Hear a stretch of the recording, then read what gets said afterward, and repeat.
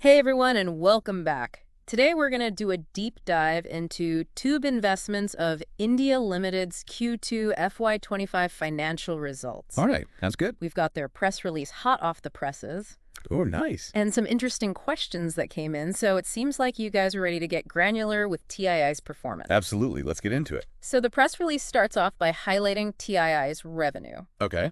And it looks like they saw a slight bump year over year, going from about 1,970 crore rupees in Q2 FY24 to about 2,065 crore rupees in Q2 FY25. Not a massive jump, but hey, Yeah. growth is growth, right? Especially these days. That's right. Revenue growth is generally a positive sign. Right. But we got to look at profitability, too, Yeah, for sure. to get the full picture, and that's where things get a little more interesting. Uh, Their PBT, that's profit before tax, basically their earnings before you factor in taxes, actually dipped a little bit, from 245 crore rupees down to 225. Now, PBT is a really key indicator of a company's operational efficiency, so that dip kind of suggests that TII might be facing some headwinds. Okay, so revenue's up a bit, but profits are down. Yeah. So it sounds like there's a little more to the story. Perfect. What could be driving that dip in PBT? Well, to really understand that, we need to zoom in on how each of their business segments performed, like looking under the hood Yeah. to see what's making the engine tick, or maybe sputter in this case. Ooh, I like that analogy. Let's pop the hood open then. Okay, let's do it. What's happening with the engineering segment? All right, engineering brought in about 1,323 crore rupees this quarter. That's Yeah. up a tad from the 12,274 crore they saw in Q2 of the last fiscal year. Right. And their PBT remained relatively stable, just a tiny dip from 169 crore down to 162. So basically holding steady. It is encouraging, yeah. Yeah. Especially considering the current economic landscape. Mhm. A lot of companies are struggling right now, so Absolutely. seeing that stability in engineering is a positive. But Yeah. that little dip in PBT means their PBT margin, or the profit they're making on each rupee of revenue, has shrunk just a bit. Okay, so maybe not time to break out the champagne just yet. Right. Anything else in engineering that stands out? Not particularly, but Yeah. it's definitely something to keep an eye on in the coming quarters. For sure. Now, if we shift gears to metal-formed products, we see a similar story. Revenue inched up from 400 crore to 404, but PBT took a bit of a tumble, going from 53 crore down to 46. Another case of revenue going up, but profits taking a hit. Is this a trend we should be worried about? Well, it definitely raises some questions. Yeah. What's driving that PBT decline? Are input costs, like the price of raw materials, eating into their margins? Or are they facing some pricing pressure in the market? Maybe they can't raise prices to keep up with those rising costs. Right. This segment's performance could be a bit of a canary in a coal mine. Oh, canary in a coal mine. Yeah, suggesting some broader trends in the industry. All right, so nothing too concerning yet, but definitely worth keeping an eye on. Right. Let's move on to something a bit brighter, hopefully. Yeah. What about mobility? That's a segment that TII has been really focusing on. Yeah, this is where it gets really interesting. Remember how we talked about PBT being a key indicator? Yeah. Well, in mobility, even though revenue dipped a little bit, from 177 crore to 168, Okay. the loss before interest and taxes significantly narrowed. It went from 3 crore rupees down to just 0.36 crore. Wow, that's a big improvement. But how can their losses shrink if their revenue is also going down? That doesn't seem to add up. That's a great question, and it points to some really good cost management happening behind the scenes. Okay. This improved profitability, despite a slight revenue dip, suggests that TII is becoming much more efficient in their mobility initiatives. So is this a sign that their focus on mobility is starting to pay off? It could be. It's still early to tell. We'll have to see if they can keep this momentum going. It'll be interesting to see how this plays out in the next few quarters. Okay, what about the others segment? Anything noteworthy happening there? In others, we see revenue climbing from 207 crore to 243. But, and you're probably seeing a theme here, Yeah. PBT decreased, moving from 17 crore to 9 crore. Okay, so another case of growing revenue, shrinking profits. Right. Are we starting to see a pattern here? Yeah, it's definitely a trend worth noting. To understand what's really going on, we need to dig a little deeper into the specifics of this segment. Sure. It's possible there's various factors at play, so it's not something we can fully unpack from just this press release. Fair enough. So we've taken a look at all the individual segments, but what about TII's overall consolidated performance? Right. How do they do when you kind of combine everything all together? That's a crucial piece of the puzzle, and the news there is actually pretty good. Their consolidated revenue, which includes all their subsidiaries, jumped significantly, went from 4,306 crore rupees all the way up to 4,925. The press release specifically calls out strong performances from a couple of their key subsidiaries, CG Power and Industrial Solutions Ltd. and Shanti Gears Ltd.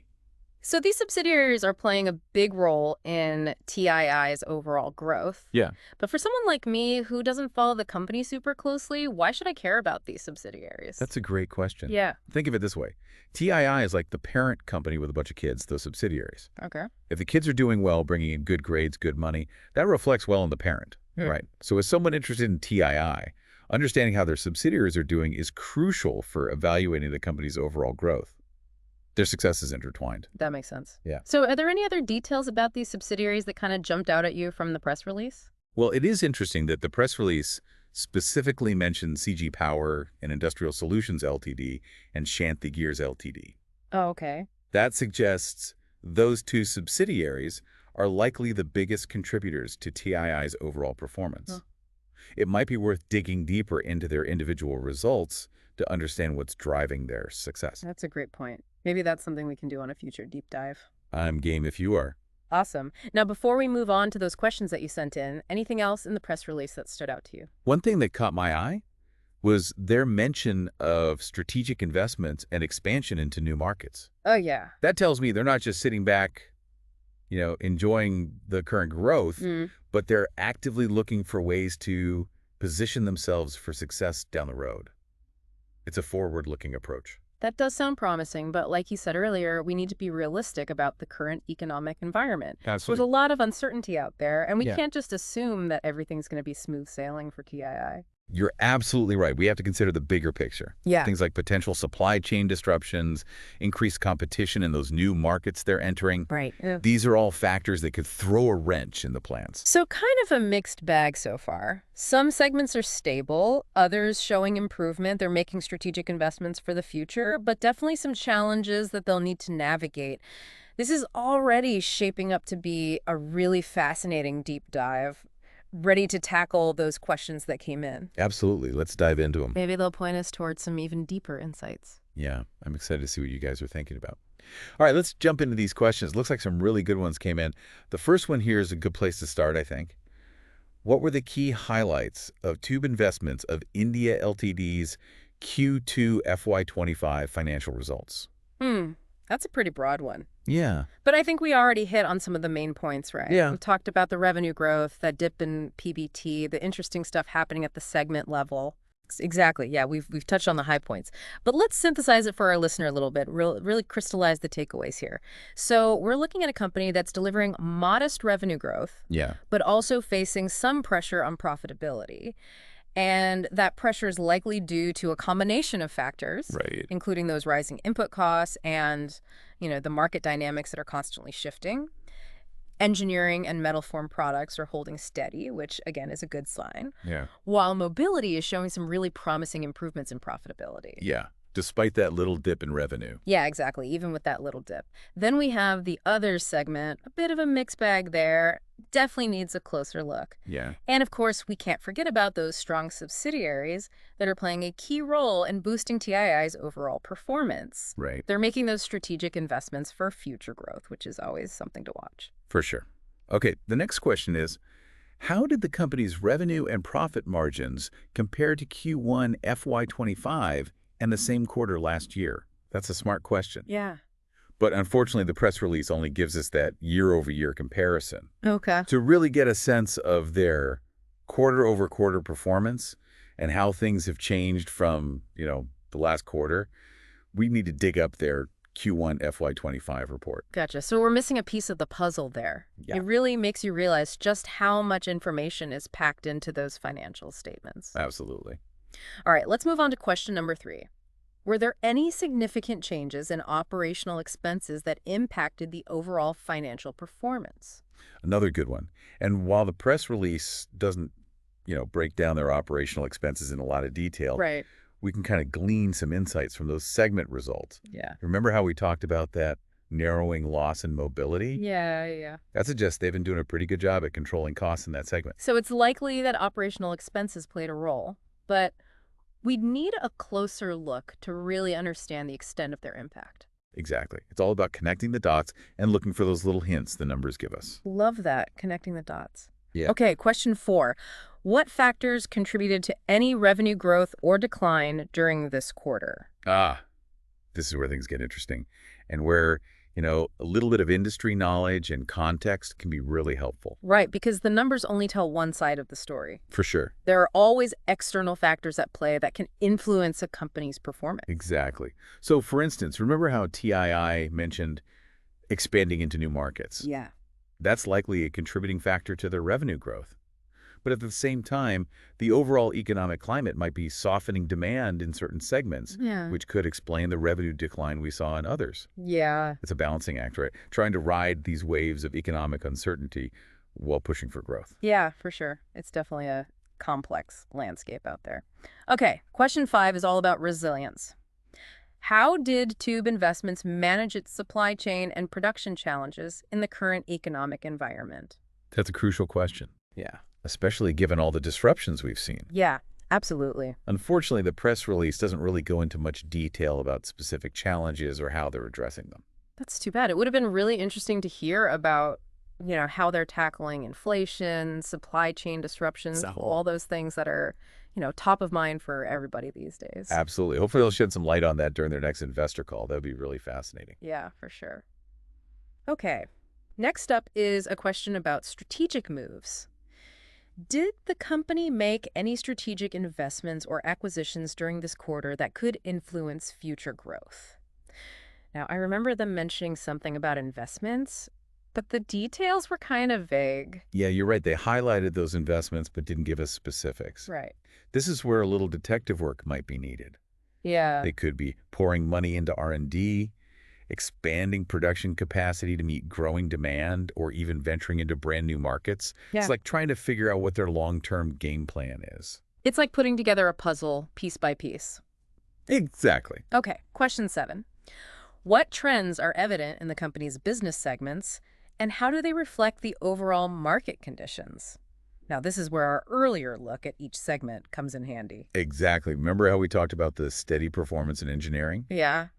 That could be a sign that they're pretty resilient, even in the face of broader economic uncertainty, like they've weathered the storm. I like that, weathering the storm. Okay, what about the other segments? What trends did we see there? Well, in metal form products, that decline in PBT could be a little bit of a red flag, suggesting they're facing pricing pressure, maybe struggling with those rising input costs.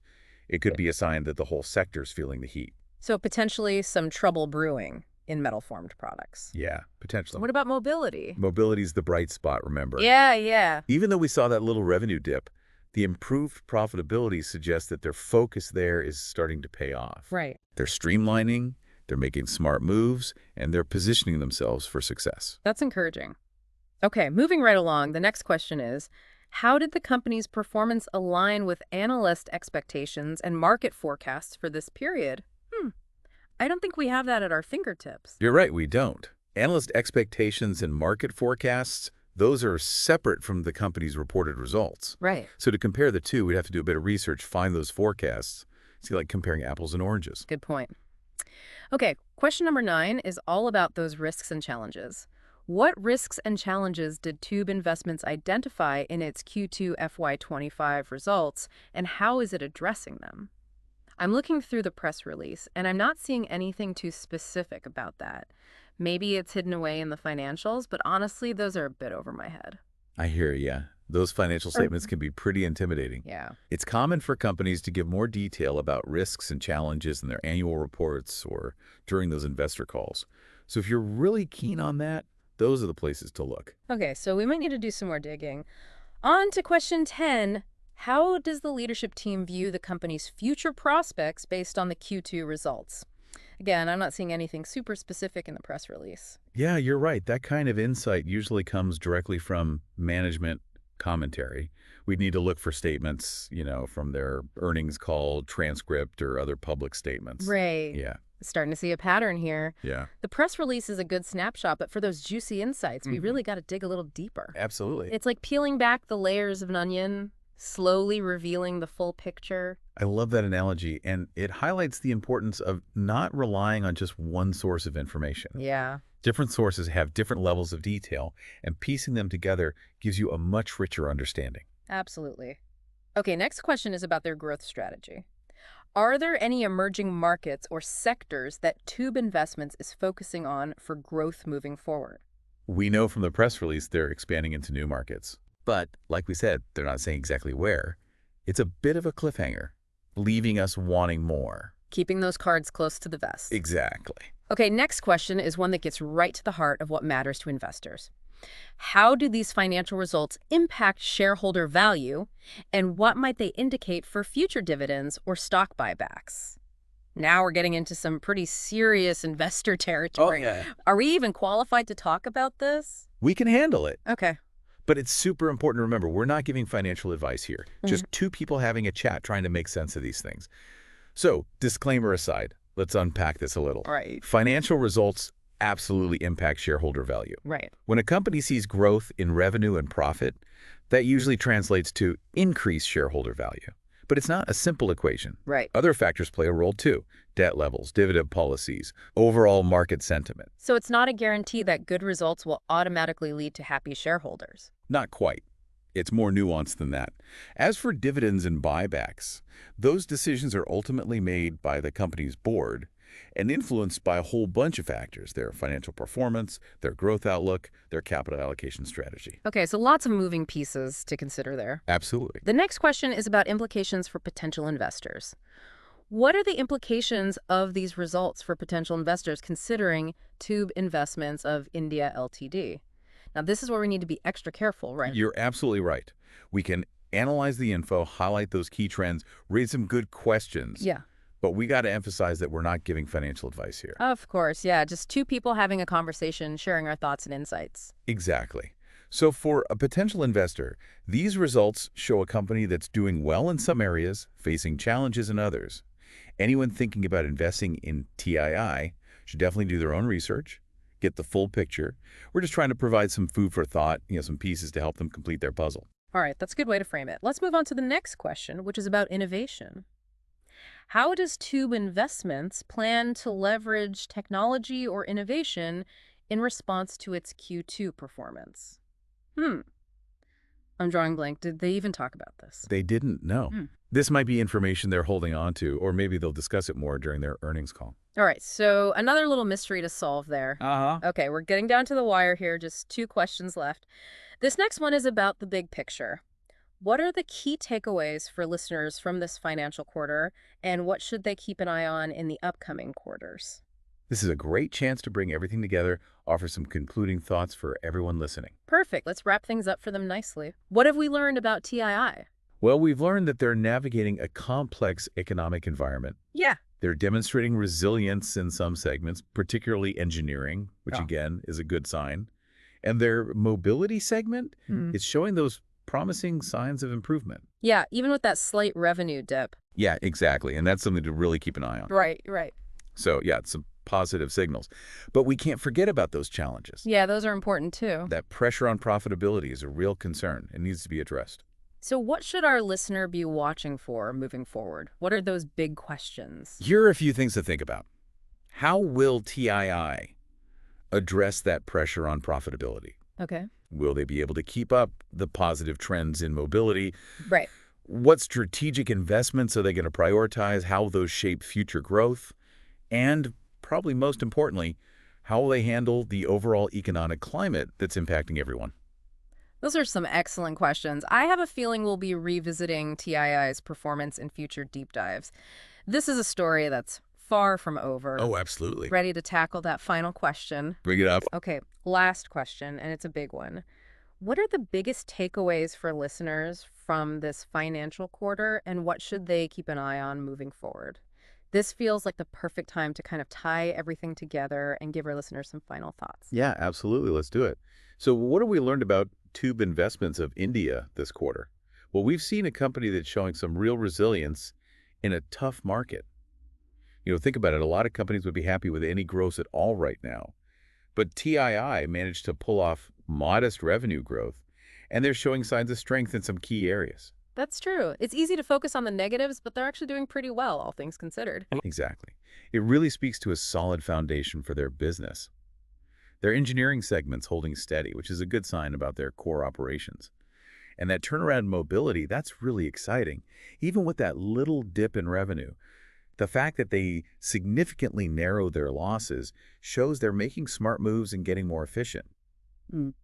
For someone like you following TII, that could be a signal that their investments in new growth areas are actually working. Right. It's like they're planting seeds now that'll hopefully grow into something big later. But even with those positives, we can't forget those challenges we talked about. That pressure on profitability, that's real, and it has to be addressed. Absolutely. It's kind of like a tug of war. On one side, you've got those good growth signs and strategic investments. On the other side, you've got those margin pressures and the overall economy kind of trying to hold them back. Mhm. The question is which side wins in the end? That's a great way to put it. It's like a battle between those forces. So what should our listener watch closely to see how this tug of war plays out? Here's a few things to think about. First, can TII find ways to deal with that pressure on profitability? Can they cut costs, raise prices, or get creative to improve those margins? Second, can they keep up that momentum in mobility? Are we going to see those profits keep improving, or was this quarter just a fluke? And lastly, what strategic investments are they going to focus on moving forward? Will they stick with mobility or explore new areas? So many good questions. It seems like TII's story is far from over. We'll definitely be checking in on them again. For sure. This is a company worth following. They're making big moves in a tough environment and getting ready for what could be a really exciting future. Couldn't have said it better myself. Any final thoughts for our listeners? Any parting wisdom before we wrap up? Yeah, here's something to consider. Will TII's focus on innovation and new markets be enough to overcome those headwinds we've been talking about? The answer to that will determine if they have a smooth ride ahead or if they hit some bumps along the way. Only time will tell, but it's going to be fascinating to watch it all unfold. I love that. It really captures that feeling of possibility and uncertainty around TII. It's been great doing this deep dive with you. It's always a pleasure to get into the details of a company's financials. Likewise, always fun to unpack these topics and figure out what the numbers really mean. And to our listener, thank you for joining us. We hope this deep dive was helpful and you learned something new. Remember, the more you know, the better decisions you can make. Whether you're an investor, a business pro, or just curious about the world around you, keep exploring, keep asking questions, and keep learning. We'll catch you next time.